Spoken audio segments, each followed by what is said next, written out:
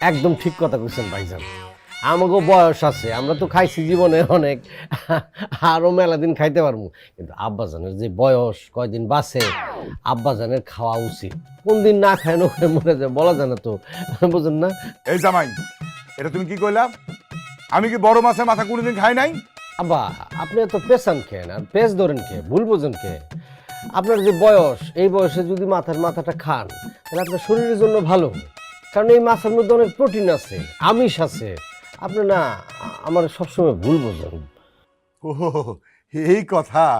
আহ, একদম ঠিক কথা কইছো জামাই।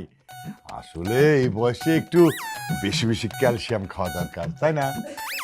আচ্ছা আব্বা, একটা শোন, এই যে আপনি এই মাছের মাথাটা খান, আমি চাই দেখি, আমরা সবাই দেখি নাকি।